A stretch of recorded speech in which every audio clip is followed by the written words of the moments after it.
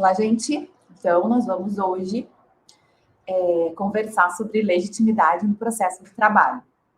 Antes de começar a falar em legitimidade ativa, ou seja, quem pode propor ação trabalhista, e legitimidade passiva, contra quem a ação trabalhista deve ser proposta, acho que é bem importante a gente ter uma ideia do que será o nosso semestre, de que parte do processo o nosso semestre cuida.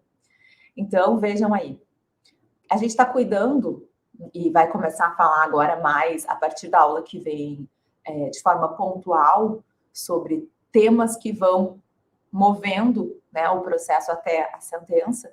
Então, dessa partezinha que está aí na tela para vocês, da parte do processo trabalhista, que vai da petição inicial até a decisão de mérito no primeiro grau de jurisdição. Porque daí, em processo de trabalho 2, vocês vão falar de recursos e da parte de execução.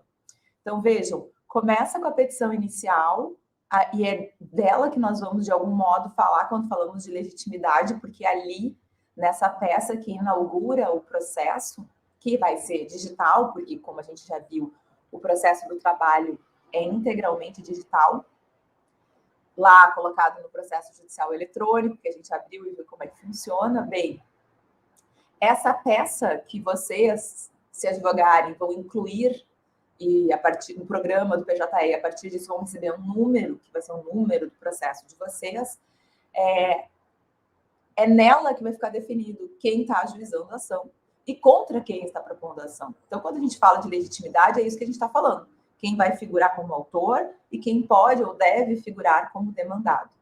Então, vai começar com a petição inicial, que a CLT vai dizer que pode ser instruída com os documentos que porventura a parte tiver, mas aqui um detalhe importante, não existe nenhum documento cuja exibição seja obrigatória para efeito de considerar ou não a petição inicial inepta. O empregado, a empregada, que é quem, em regra, ajuiza a ação trabalhista, buscando direitos trabalhistas, não tem dever de exibição de documentos. Guardem essa informação, porque a gente vai falar dela de novo quando tratar da questão da prova, né? Tanto do ônus probatório quanto do dever de prova na aula que falaremos sobre isso. Aqui importa saber, a petição inicial pode dar início a um processo sem nenhum documento junto.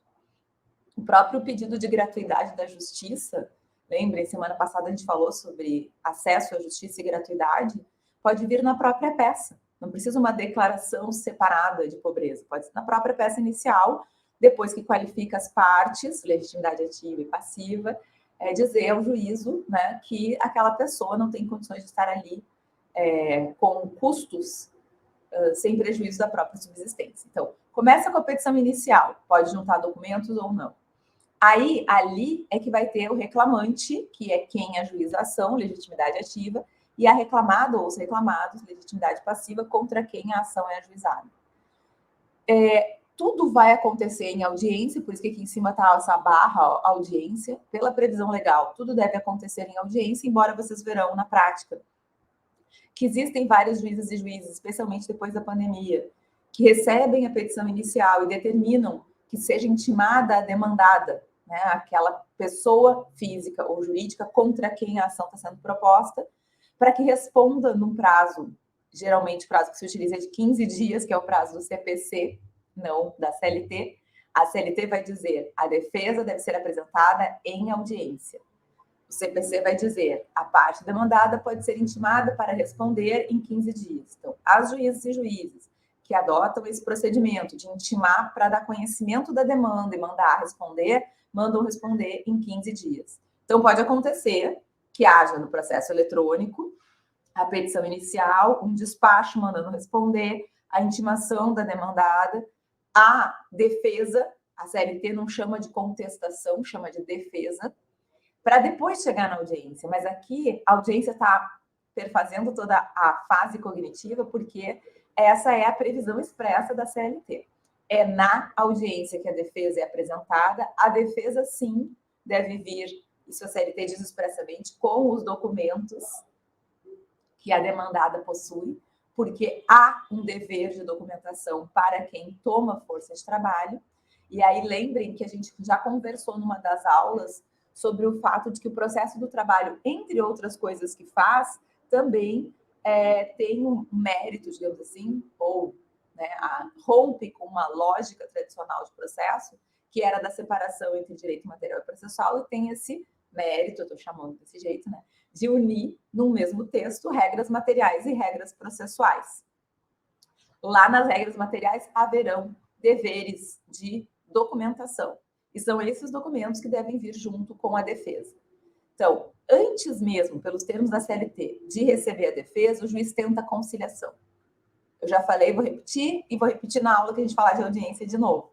Existem dois momentos nessa fase instrutória, né, como se chama, ou fase cognitiva do processo trabalhista, em que a juíza, o juiz é obrigado a propor conciliação, a perguntar às partes se há ou não possibilidade de acordo. Quando inaugura a audiência, tão logo qualifique as partes, ou seja, verifique quem está ali realmente é o autor da ação e é aquele que foi chamado a responder à ação.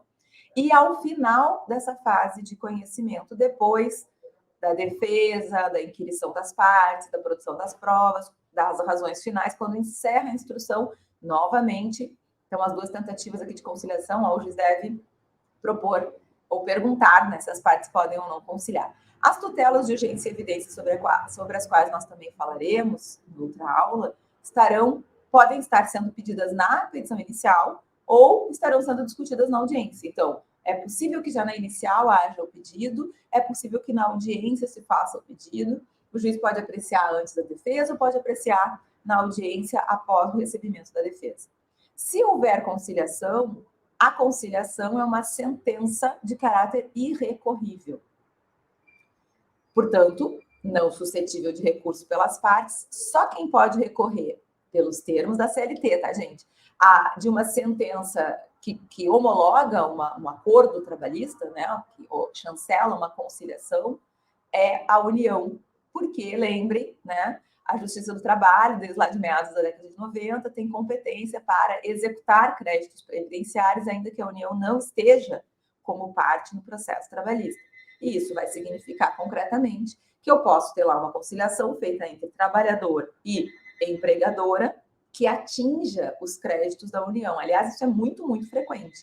Quando, por exemplo, as partes deliberam que o acordo será exclusivamente, versará sobre parcelas indenizatórias.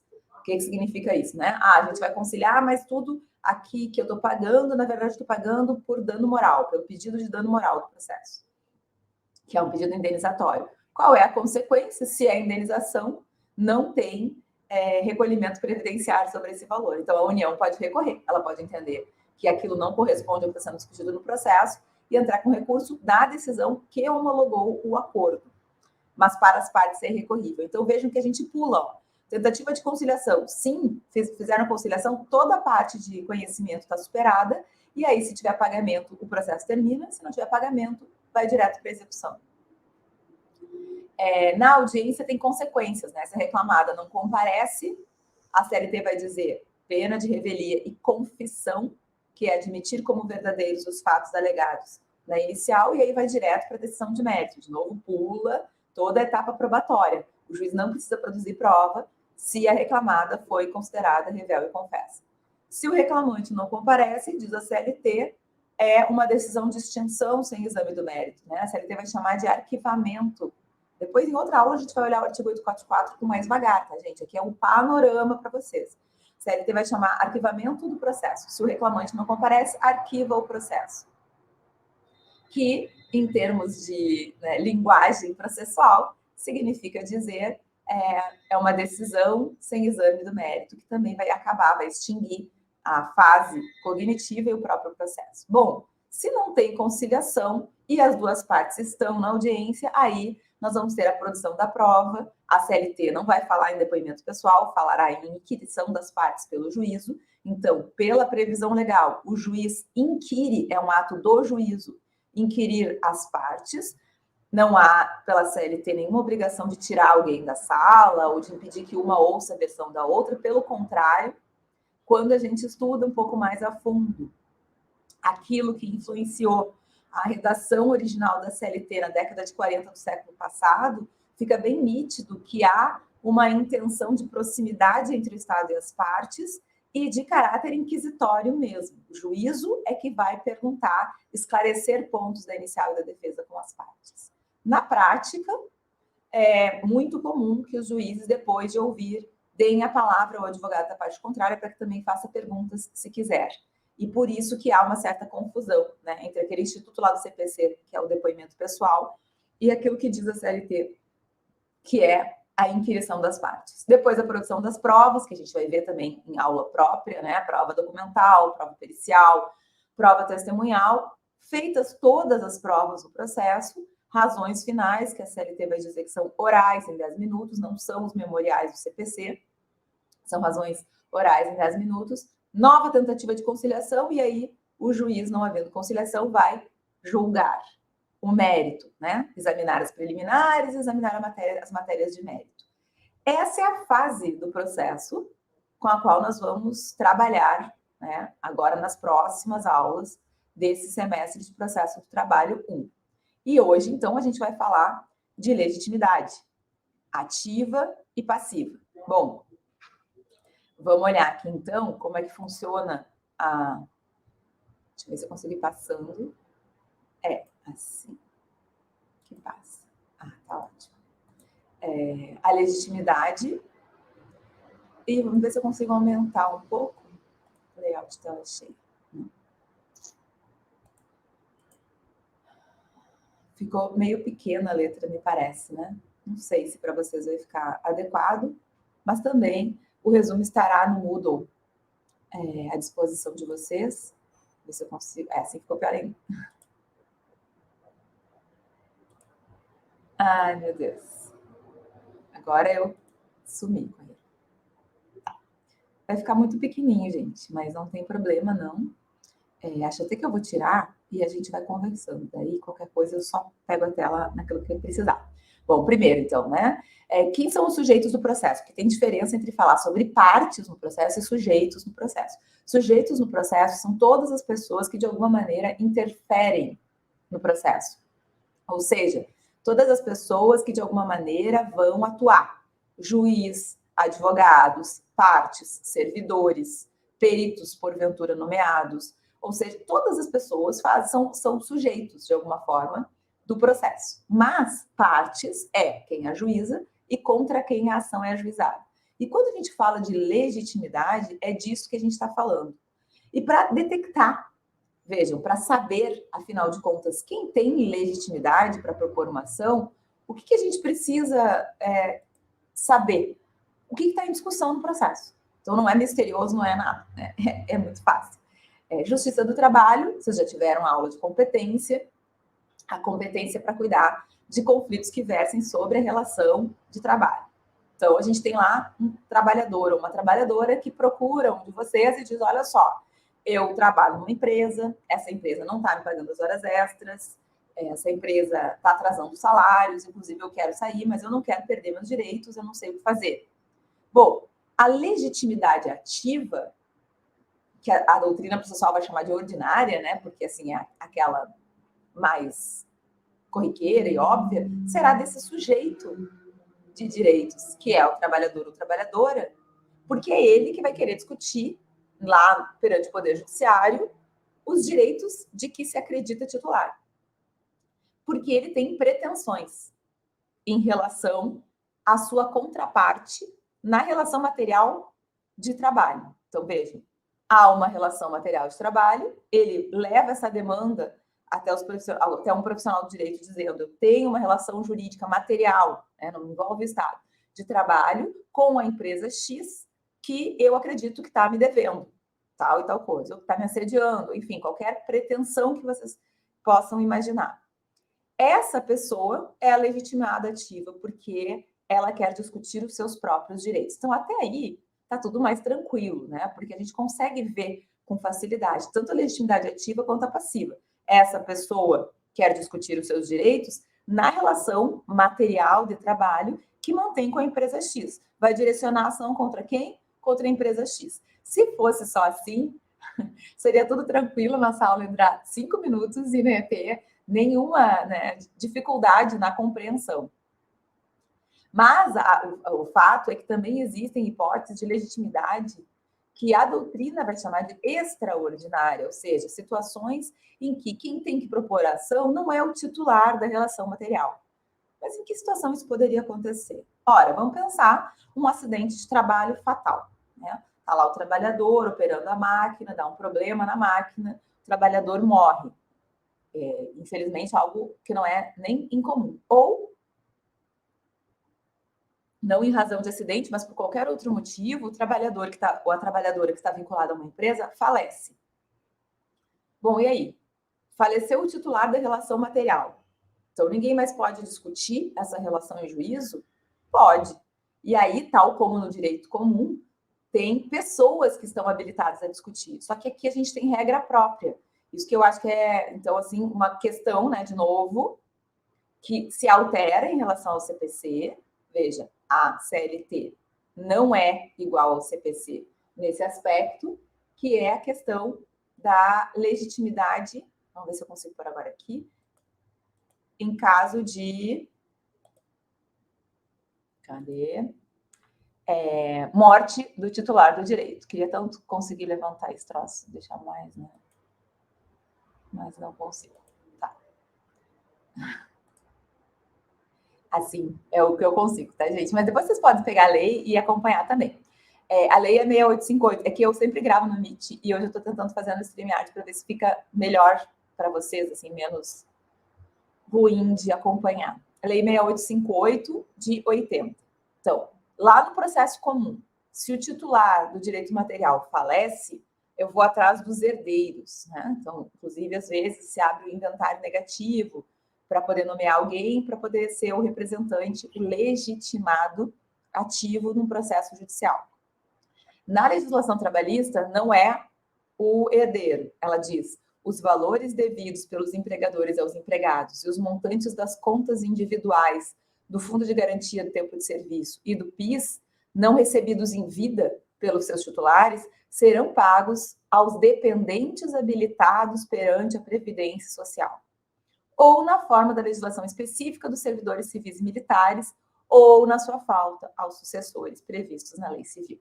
Então, na Justiça do Trabalho, a legitimidade ativa para a propor-ação, quando o trabalhador ou trabalhadora morre, é de quem é habilitado como dependente junto ao INSS.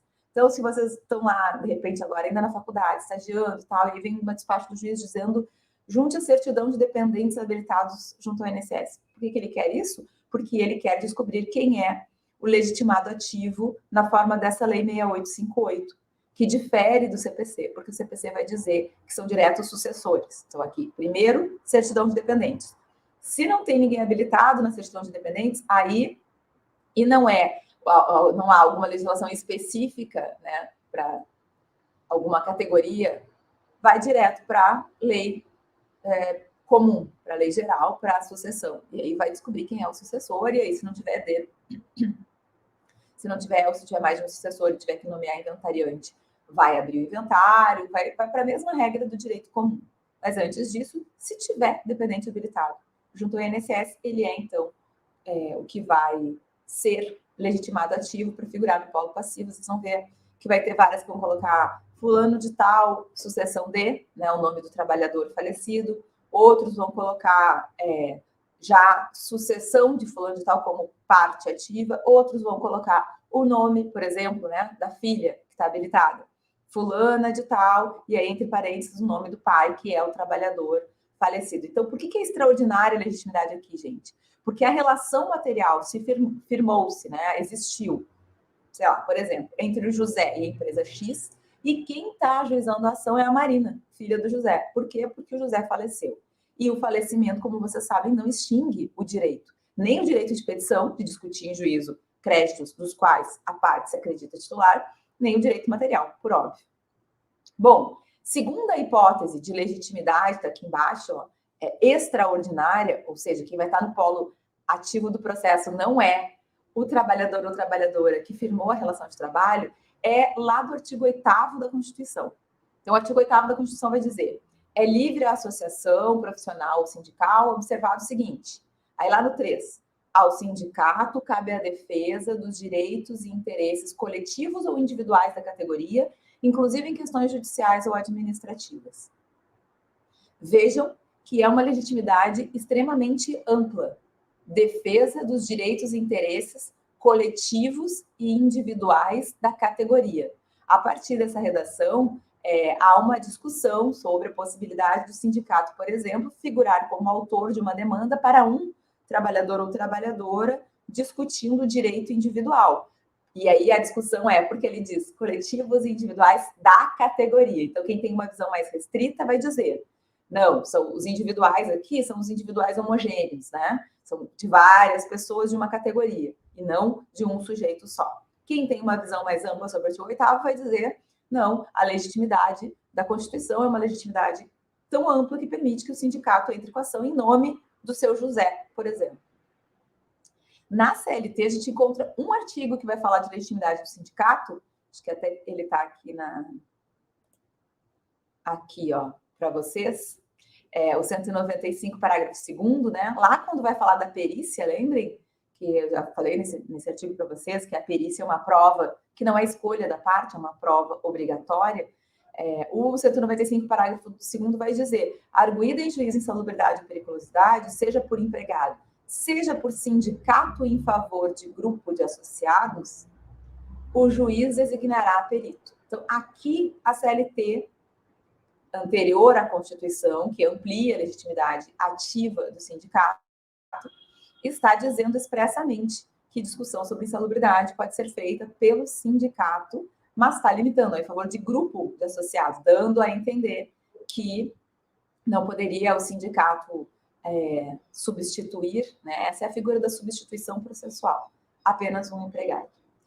Na verdade, a gente tem ainda sobre essa matéria de o que o sindicato pode fazer em nome do trabalhador no juízo trabalhista, né? Se ele pode, e nesse caso também, né, gente, legitimidade ativa é do sindicato. Então, ele vai demandar em nome próprio direito alheio. Ele vai dizer, o Sindicato dos Trabalhadores Metalúrgicos propõe essa ação para que seja reconhecida a insalubridade no setor tal de determinada empresa para aqueles trabalhadores que lá estão. Está postulando o direito dos trabalhadores em nome próprio. Nome próprio porque não é sucessão de fulano, né? Ou sindicato a que pertence o ciclano. Não, é o sindicato mesmo que está propondo a ação.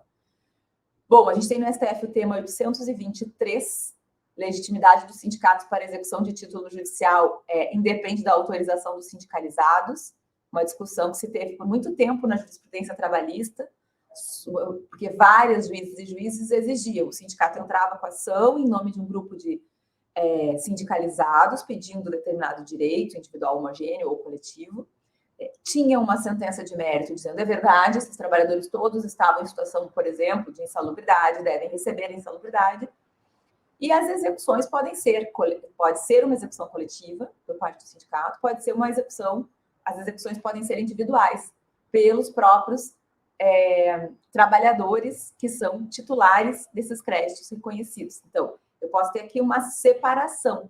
Eu tenho a ação de conhecimento proposta pelo sindicato como legitimado ativo na forma do artigo 8º da Constituição.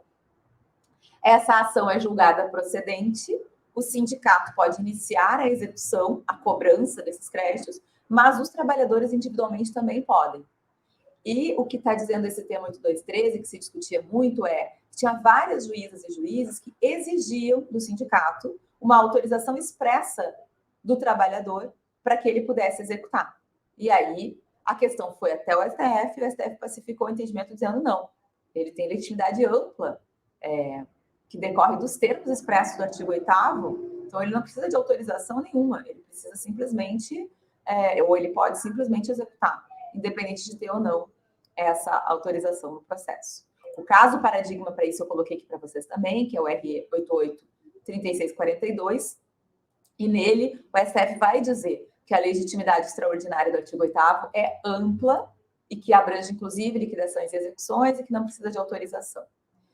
Tinha uma súmula do TST que limitava essa representação, essa legitimidade, a 310, que foi cancelada. Então, hoje, o entendimento majoritário do Tribunal Superior do Trabalho é esse. E em relação à gratuidade, concessão de gratuidade da justiça aos sindicatos, o entendimento também está aqui para vocês. Ó. O entendimento majoritário do TST.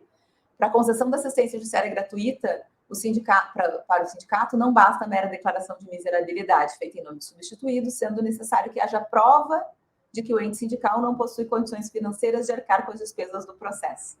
Então, o entendimento majoritário do TST nos processos judiciais, em que é o sindicato que demanda direitos dos seus trabalhadores, dos seus substituídos, o sindicato é que tem que demonstrar que não tem condições de estar em juízo sem prejuízo do seu funcionamento.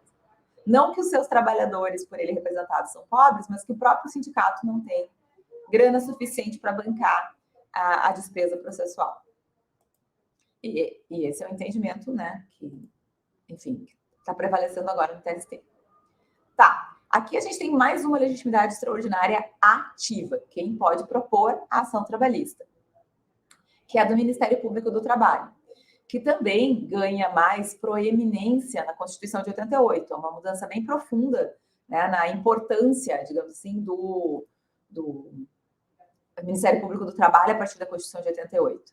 Então, o Ministério Público do Trabalho vai ter a legitimidade prevista lá no artigo 129 da Constituição, e aquelas ações, tipo ação civil pública, ação coletiva, que estão lá na lei da ação civil pública, que vocês devem ter estudado, enfim, em alguma outra cadeira aqui da faculdade, que é a 7347 de 85, aplicam-se à Justiça do Trabalho.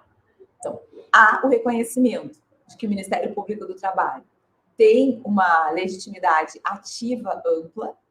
No artigo 114, quando trata da competência, não sei se vocês vão lembrar, mas tem lá um artigo, um parágrafo 3º, né, que fala, em caso de greve em atividade essencial com possibilidade de lesão ao interesse público, o Ministério Público do Trabalho poderá ajuizar dissídio coletivo, competindo à Justiça do Trabalho decidir o conflito. Então, o Ministério Público do Trabalho tem legitimidade para propor ação civil pública, ação coletiva e dissídio de greve, quando verifica que tem uma categoria que está em greve, porque não consegue discutir com a empresa e chegar a um senso comum sobre alguma questão de trabalho. E a Lei de Ação Civil Pública, eu coloquei uns artigos para vocês no resumo, depois vocês dão uma olhadinha, né? Que vai ser aplicada, então, na Justiça do Trabalho, vai dizer que o Ministério Público tem essa função de proteção ao meio ambiente. Daí, no artigo 5º, vai dizer que ele tem legitimidade para propor ação principal e cautelar para a defesa de interesses. Aqui nós estamos falando sempre de interesses ou individuais homogêneos, ou coletivos, ou difusos. Então, aqui, a competência vai estar mais restrita a demandas que tratem de uma parte da categoria ou de uma categoria inteira. E o CDC vai repetir isso, né? O CDC vai ter lá uma regra no artigo 81 que vai falar também da defesa dos direitos de consumidores ou vítimas, né, de questões coletivas por parte do Ministério Público do Trabalho. E na CLT vai ter um artigo, que é o 839, se eu consigo botar aqui para vocês. Está aqui embaixo. Ó. O 839, não. 7. Aqui, o do CDC e o da CLT. Da CLT, o 839 vai dizer: a reclamação poderá ser apresentada pelos empregados e empregadores pessoalmente, por seus representantes ou sindicato, e, no item B, por intermédio das Procuradorias Regionais da Justiça do Trabalho. Gente, aqui tem também uma controvérsia na jurisprudência e na doutrina. Doutrina majoritária, jurisprudência majoritária, são no sentido de que a competência do Ministério Público do Trabalho é para ações de direitos coletivos ou individuais homogêneos ou difusos, ou seja, que a competência do Ministério Público do Trabalho é aquela lá da lei da ação civil pública. Há entendimento que não prevalece, é o minoritário, mas existe entendimento na jurisprudência e na doutrina de que, em razão da redação do 839, a legitimidade do Ministério Público do Trabalho também é ampla. Porque, veja, está dizendo, a reclamação poderá ser apresentada por intermédio da Procuradoria Regional do Trabalho. Então, pode ser a reclamação do mesmo trabalhador José, que eu dei o exemplo antes para vocês. E aí, né, não vai ter essa separação, né? Vai ter uma legitimidade, inclusive, para ações individuais. Só que esse é um entendimento minoritário. E o MPT, preciso dizer a vocês, não tem ajuizado ações individuais, né? O MPT atua, como a gente chama, né, de custos legis, e essa previsão é lá do CPC, então é igual que vocês já estudaram. quando tem interesse de menor envolvido, quando tem algum interesse que afeta a coletividade diretamente, e pode ser parte quando se trata de questões trabalhistas, entendimento majoritário, para interesses individuais homogêneos, coletivos ou difusos, interesse minoritário, inclusive para questões individuais. Tem atuado aqui, até porque, talvez, não sei, né? Não tem a perna para tudo, mas fato é, na prática, vocês vão encontrar ações trabalhistas propostas pelo Ministério Público do Trabalho, muitas vezes contra sindicato, né? Outras vezes contra a empresa. E essas ações, o titular, né, o legitimado Ministério Público do Trabalho, está sendo considerado aqui extraordinário porque ele está, de novo, em nome próprio, tal como o sindicato, defendendo o interesse alheio. O interesse que ele está defendendo em juízo não é do Ministério Público, mas daquela categoria de trabalhadores, daquele grupo de pessoas. Então, essas são as hipóteses mais recorrentes de legitimidade ativa, ou seja, de quem propõe a ação, o próprio trabalhador, aquele dependente habilitado junto ao INSS, se o trabalhador é falecido, ou, na falta dele, então, a regra do Código de Processo Civil, o sindicato, que talvez seja o legitimado mais importante, né, e peculiar da Justiça do Trabalho, que tem essa legitimidade ampla do artigo 8º, e que figura, não sei se vocês vão lembrar, mas quando a gente leu o anteprojeto da Justiça do Trabalho e a própria exposição de motivos, né, o sindicato é considerado desde o início pelo Estado, na estrutura da Justiça do Trabalho e do processo do trabalho, como aquele que representa coletivamente os interesses da classe trabalhadora e, portanto, por isso, sempre reconhecido como legitimado com essa legitimidade ampliada na Constituição de 88. E o Ministério Público do Trabalho. Bom, agora eu vou interromper e até vou tentar no intervalo ver se eu consigo colocar maior para vocês o texto aí do lado, para num segundo vídeo a gente falar então de legitimidade passiva, essa parte mais legal ainda. Contra quem a ação trabalhista pode ser ou deve ser proposta.